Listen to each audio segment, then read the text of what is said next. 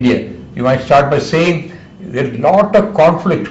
There are 12 religions in the world. There have been conflict with many religions. Religion to religion, there are conflicts. At this point in time, it's worth noting the religion is outer cover, whereas spirituality is the inner core of religions.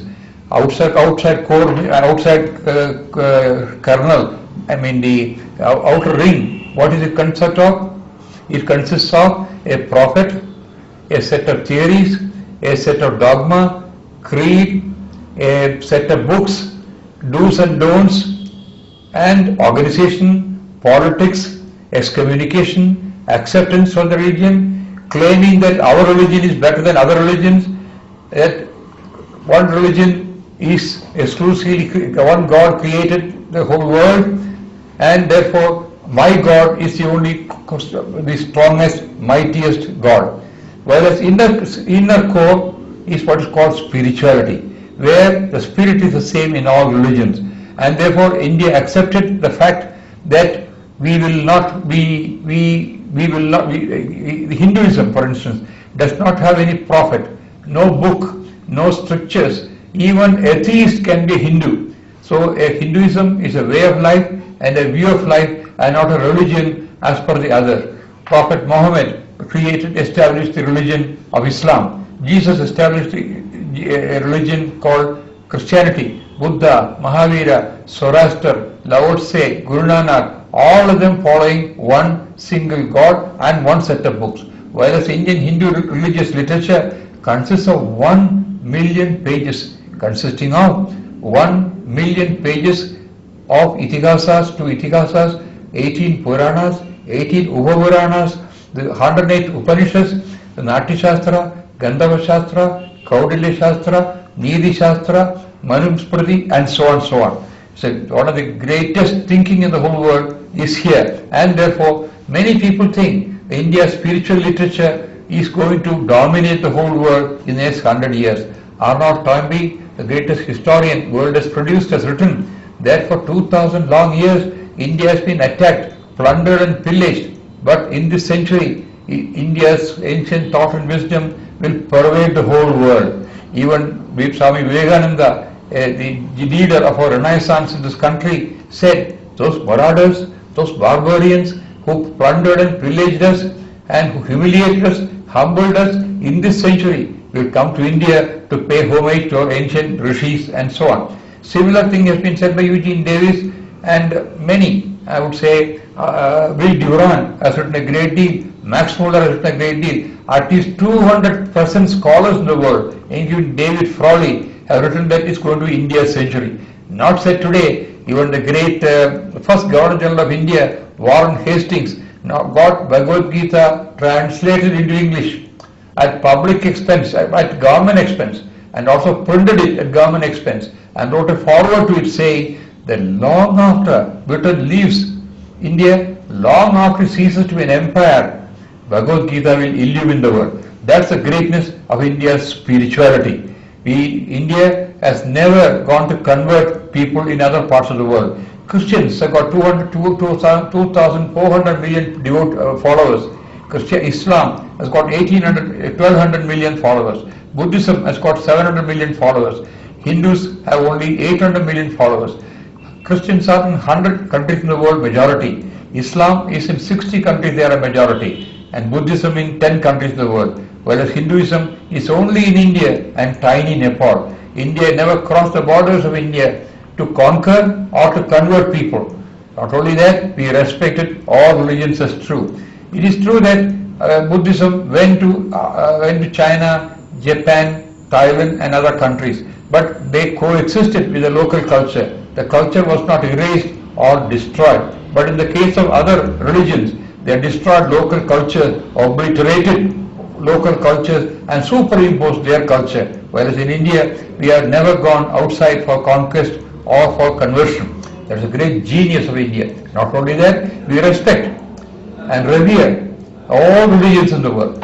It is same as sloka is like water from the sky falls on Mother Earth and takes different routes through rivulets, streams and rivers, ultimately reaches the ocean, abandoning their identity as a river merges with the ocean. In the same way, whatever nama rupa, whatever name you give to God, whatever rupa or form you give it to God, whatever kind of attributes to give it to God, everything will reach the same God. Ekam sadhu vivitha padanti. Truth is one, God is one, but scholars and philosophers call the God by different names. And therefore there is a lovely, very profound sloka, if I may say so. Akashat patitam toyam yatha gacchati sagaram sarvadeva namaskaraha ishwaram pratigacchati. All prayers, all prostrations reach the same God. That's a great philosophical thing. Therefore, Sai Baba today has got 40 million devotees all over the world. Nobody is converted. Everybody comes to him for his darshan and for his help. Similarly, Amritanandamayi, from all over the world people come to worship her or express her gratitude to her. And therefore, but everybody remains. Baba only says, Amritanandamayi says, great followers have said, become a better Christian, become a better Muslim, become a better Jews. In that sense, Hinduism is only spreading the world of culture, ethical and moral and universal principle. That's another greatness of India. Not only that, when the Jews were sent out of every country in the world, everywhere persecuted the Jews, whereas India is the only country where Jews were never persecuted. They were brought to, when they came to Cochin, the Cochin Maharaja divided the Bhagavati temple into two and gave one part to them and one part was retained by the Hindus. And when scholars, when priests protested, Maharaja said, they are also my devotees. They were different kind of dress, different kind of thought of God, different kind of concepts about me, but they are also my devotees.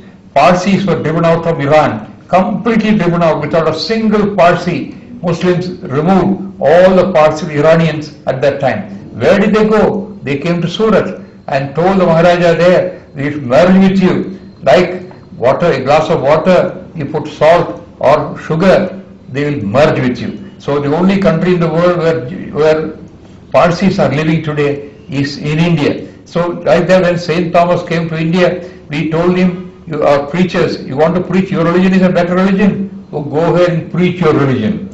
We will provide facilities for you. We shall provide the infrastructure for you. We shall respect your religion. And in many Hindu homes you will find the picture of Jesus is there. Many go to the church. In Bangalore, Infant Jesus Church, many Hindus also go. In every altar in the house you will find every God concept is also placed there. And therefore we are the most Catholic and we are the most, I would say, universal religion in the world, giving what you call acceptance, assimilation, understanding, respect, regard to all religions in the world. In spite of all this, we have been punished and pillaged a great deal. Hundreds of invasions have taken place, 3,000 temples have been destroyed, and so on. That sad story is in the past. It's not use of talking about it. Now what is required by India is interreligious harmony, interreligious understanding, group, so that all things that divide people are removed. That's another approach of India towards other religion. There are 12 religions in the world,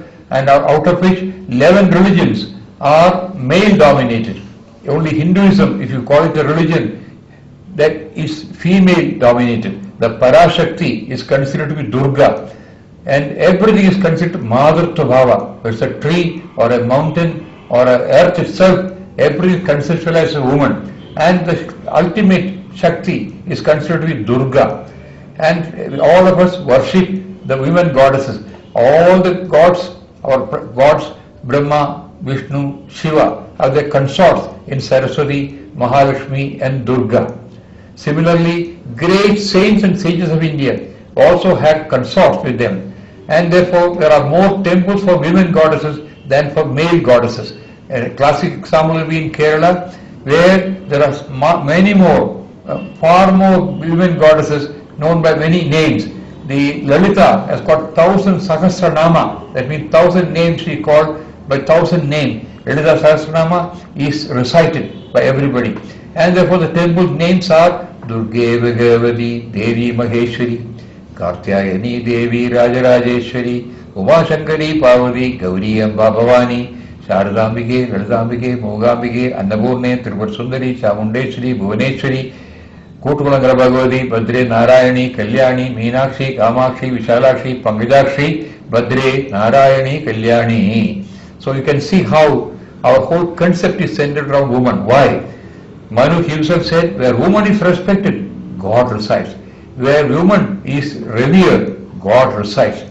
And one major reason for the greatness of India and throughout the ages we have shown is because of the women of India, who are the epitome of sacrifice, suffering, service, kshama, patience, restraint, humility, austerity, contentment, whatever attributes we can think of a good human being are in the women of India.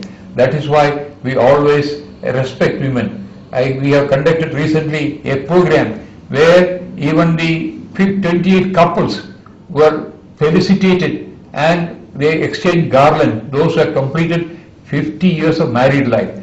In that concept, we should say India considers the family as a primary unit of a society.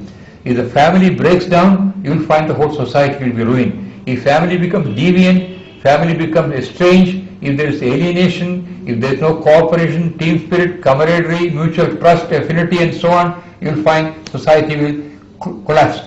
While if you find now in some parts of Europe and some parts of the United States and other countries of the world, every 5 marriages, 3 are breaking. In some countries, every 3 marriages, 2 are breaking. And therefore, there is tremendous amount of alienation. 100 million children in the world have only one parent. They don't have second parent, no father and mother. The way we respect our father, the way we respect our mother is so high. Matu Devo Bhava, Pitu Devo Bhava, Guru Devo Bhava. Our another concept is Guru. The Guru teacher is conceptualized as greater than God.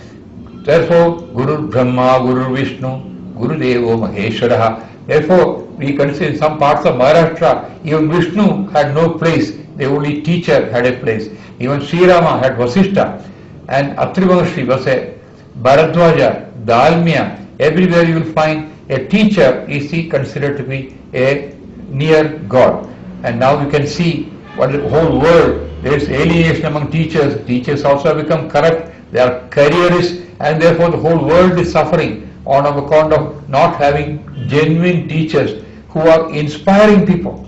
Our Gurukula system in India is unique in the whole world. In the Gurukula system, the children were brought up holistically, ethical, moral values, and when they came adults, you will find that they are really good citizens. Whereas you find India has become very corrupt, people have become deviant, crime and violence has increased, all because we don't have a spiritual approach towards them. And therefore, our concept of woman as and many people in India hear so many stories. Mahabharata was fought for Draupadi's chastity. Ramayana is about Sita's story. And another unique characteristic of India is the husband is known by his wife's name. Rama is known as Sitayaha Pati, Sita's husband. Ramasya Patni, Ramapatni is not there. Umayaha Pati, Uma's husband is Shiva. The other thing is not there, the Shiva Patni is not there at all. And that's nowhere you will find the whole world, not Mrs. Ramaswamy or Mrs. Shashank or Mrs. Gurumat. That's not the way we are talking. The center round is the woman in the house. And therefore, the whole world, when they are the family, is getting ruined, getting separated, so largely due to the ill effects of the media, the electronic, the television media, the celluloid media, where they are using women as a commodity for exploitation. When if you go to Washington Museum, you will find how women were being treated in all over the world a few hundred years ago. Whereas in India, they were put on the stake, they were tortured, they were burnt on the stake. Whereas in India, there has been no case. A few women committed sati at one time. Maybe 1 or 2 are taking place even in India.